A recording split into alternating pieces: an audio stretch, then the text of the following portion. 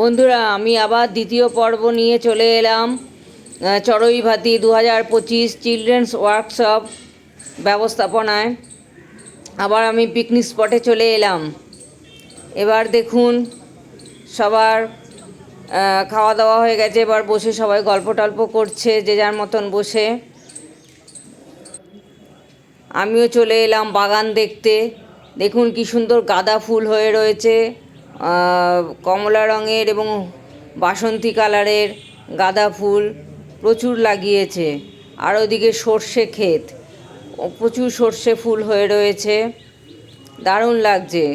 আমি কিছু স্টিল পিকচারও তুলেছি ফুলেদের মাঝে।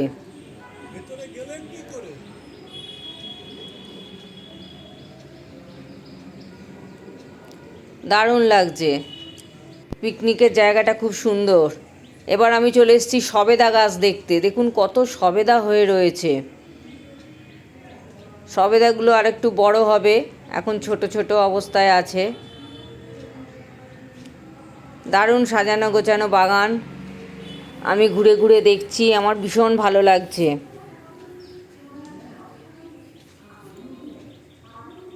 সত্যি শীতকালে পিকনিক করার আনন্দটাই আলাদা। প্রত্যেক বছরই পিকনিক করেন ওনারা। আমি আগের বছর আসতে পারিনি, প্রথম বছর এসেছিলাম, খুব ভালো লেগেছিল আমার। আর আগের বছর আমি একটু অসুস্থ হয়ে পড়েছিলাম বলে আসতে পারিনি।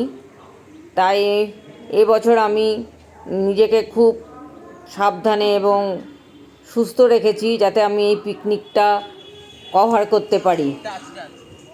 এখানে খেলা শুরু হয়ে গেছে। খেলা মানে প্রতিযোগিতা, ছোট্ট বাচ্চাদের প্রতিযোগিতা হচ্ছে। ঝুড়িতে টিপ করে বল ফেলতে হবে, 5 বার করে চান্স দিচ্ছে। ছোট্ট বাচ্চারা খুব উৎসাহিত এই খেলাতে, সবাই খেলছে কি সুন্দর।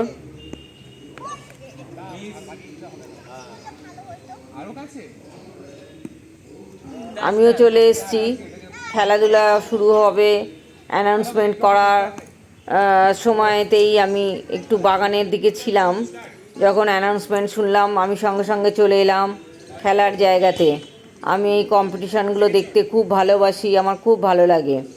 এবার ফুটবল কিক হচ্ছে, মানে গোল পোস্টে ফুটবল মারতে হবে।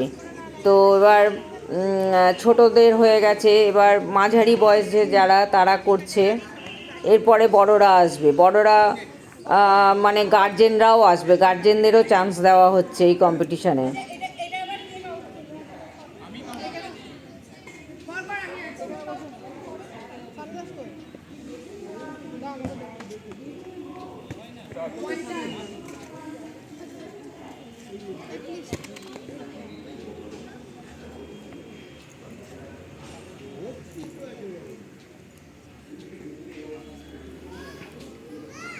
এই ভিডিওটা আমার অনেক বড় হয়েছে, যার জন্যে আমাকে কয়েকটা পর্বে ভাগ করে নিতে হয়েছে। কেন একটা পর্বেই সমস্ত ভিডিওটা দেখানো যাবে না, মানে ব্লগ তৈরি করা যাবে না।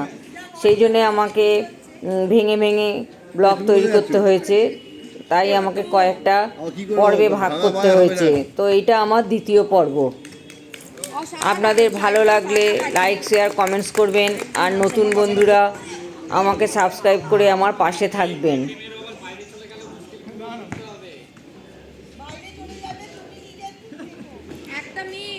এবার আমার জামাই করছে ফুটবলে কিক।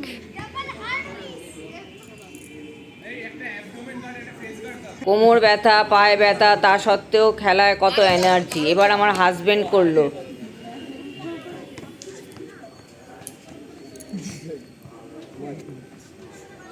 আমার হাজব্যান্ডও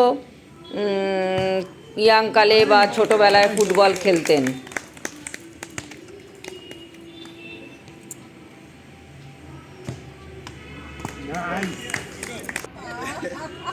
এইবারে আমাদের বড়দের মানে গার্জেনদের এবং আমাদের সাথে ম্যাডামও আছেন, মানে স্যারের মিসেস, উনিও আছেন আমাদের সাথে। এবার আমাদের পাসিং দ্য বল হবে খেলা। কেন আমাদের এখানে কিছু কয়েকজন বয়স্ক মহিলা আছেন যারা দৌড়তে পারবেন না, অসুবিধে, তার মধ্যে আমিও আছি, আমিও অতটা দৌড়তে পারবো না। তো যাই হোক, সেই জন্য এই খেলাটা করেছে পাসিং দ্য বল। ভালোই হয়েছে, একদিকে বসে বসে বল দিয়ে যাও মিউজিকের তালে তালে, দারুণ লাগছে খেলাটা, বেশ ভালোই লাগছে আমার। দেখুন সবাই কি সুন্দর আমরা খেলছি। বলটা এত হালকা ছিল, ভীষণ স্লিপারিও ছিল, স্লিপ করে পড়ে যাচ্ছিল।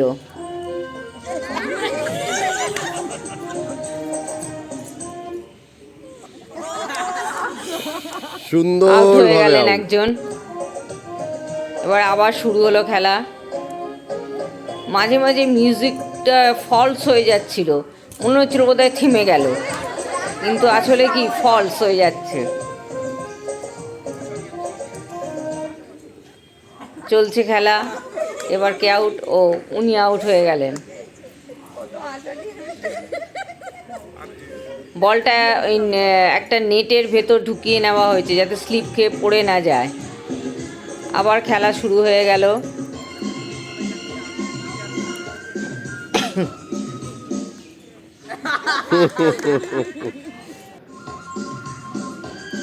এবারে আমি এই ভিডিওটা করতে দিয়েছিলাম আমার হাজবেন্ডকে।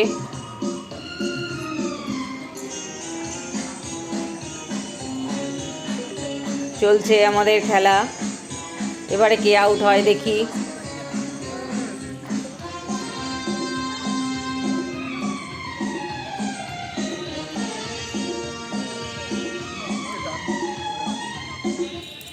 এই পড়ে গেল, আবার স্লিপ খেয়ে বলটা পড়ে গেল, বোঝা গেল না। আবার আমাদের নতুন করে খেলা শুরু হয়েছিল। এটা আমার হাজবেন্ড আর ভিডিওটা তোলেনি, কিন্তু যার হাত দিয়ে বলটা পড়ে গেছিল সেই আউট হয়ে গেছিল দ্বিতীয়বার খেলা শুরু হওয়ার পর। যাই হোক, আমিও আউট হয়ে গেছিলাম, আমার মেয়েও আউট হয়ে গেছিল। লাস্টে ম্যাডাম আর একটি মেয়ে ছিল, তো ম্যাডামই ফার্স্ট হয়েছিল, কিন্তু ম্যাডাম ওই ছাত্রীটিকে প্রাইজটি দিয়ে দিয়েছিল। ম্যাডাম আমাদের এত ভালো, উনি বলে আমি কখনো নিতে পারি আমার ছাত্রছাত্রী থাকতে। সত্যি ওনার মতন মানে ম্যাডাম দেখতে পাওয়া খুব মুশকিল, খুব ভালো উনি, যেমন স্যার তেমনি ম্যাডাম।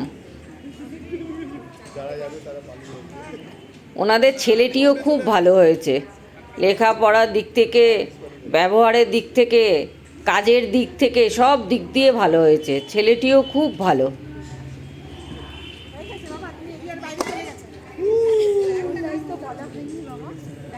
এইবারে ব্যাট নিয়ে হাঁড়ি ভাঙা, কিন্তু হাঁড়িও নেই, কী করে ভাঙবে, তাই ব্যাট দিয়ে বল ছোঁয়া, এই খেলাটা শুরু হলো।